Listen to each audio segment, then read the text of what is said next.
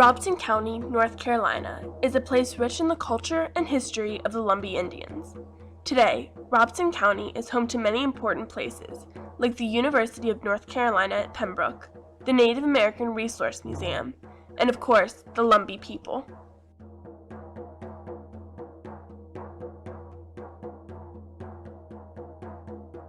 Today, over 50,000 people make up the Lumbee tribe of North Carolina. The Lumbee tribe is the largest tribe in North Carolina and the largest east of the Mississippi. The Lumbee people take their name from the Lumbee River, which runs through Robeson County. In the early 1700s, Robeson County was a refuge for Native Americans whose tribes may have been destroyed by other enemy tribes or illness. And again, Robeson County was a land of swamps. It was a swampland. With the river running through and the swamps, it was places that could come and hide out. So that's where all these people come to. In 1885, the Lumbee tribe was recognized as Indian by the state of North Carolina.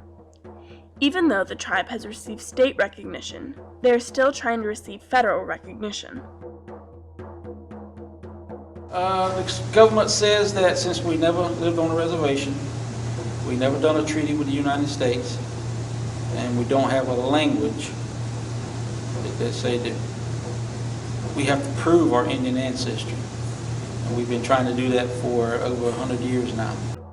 Because the Lumbee tribe is still unable to gain federal recognition, they are denied federal funding.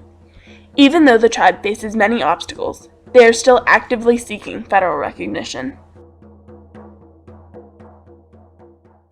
We started going on mission trips 3 years ago when I first came to Beaver Memorial.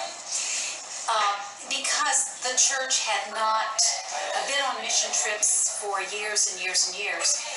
And I think that a church, no matter how much it does as far as programming is concerned, if it doesn't get outside of itself, that it will implode. That you have to be looking out for others and not just for your best interest.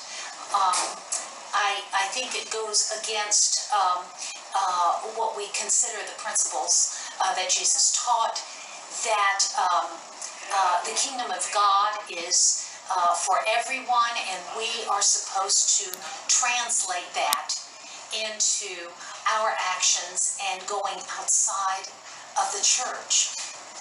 We meet on Sunday mornings, but the rest of the week we're with other people, and we need to continue that as a group, as a church, and go together places to show people that we really care about them and that we're living out what Jesus taught.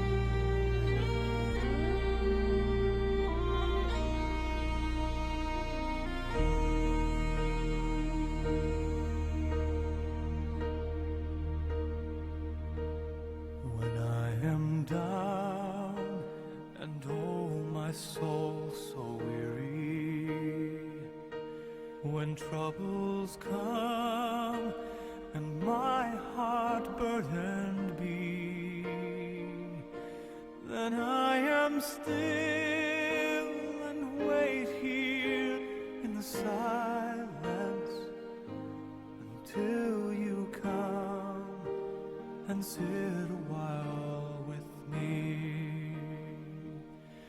You raise me up so I can stand on mountains. You raise me up to walk on stormy seas.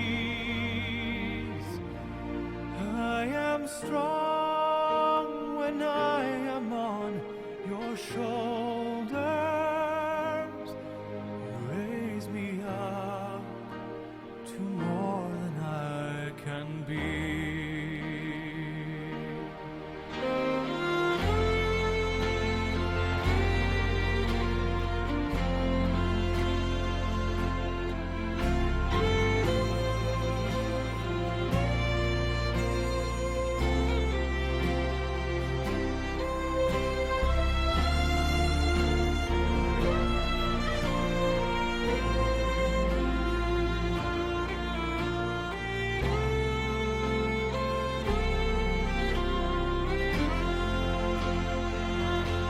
You raise me up so I can stand on mountains.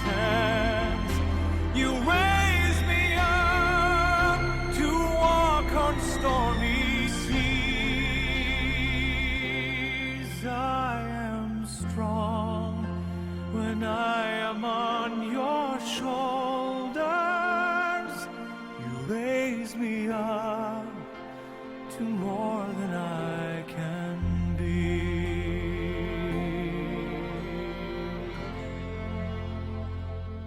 You raise me up so I can stand on mountains.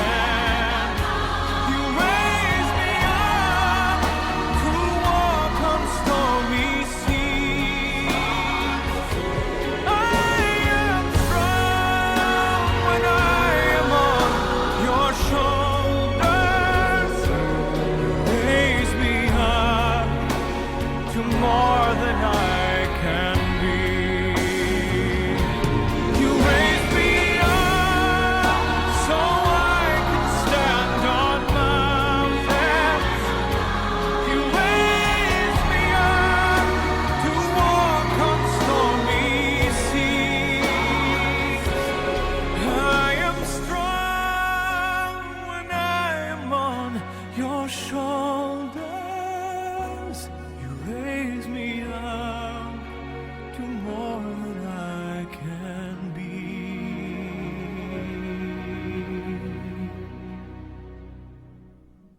You raise me up to more than I can be. As people talked about their week, we heard them talk about others in the community that we got to know or to talk to who really connected with us and felt like we were here to do good and we were here to do God's ministry, not only to the people that we directly helped, but just to be people who say, we're trying to share God's love. When we go back, I'm hoping that the idea of ministry continues so that when we are asked in Lewisburg to help with a project or give of our time, that we look at it as an opportunity just as much as we did coming down here to North Carolina.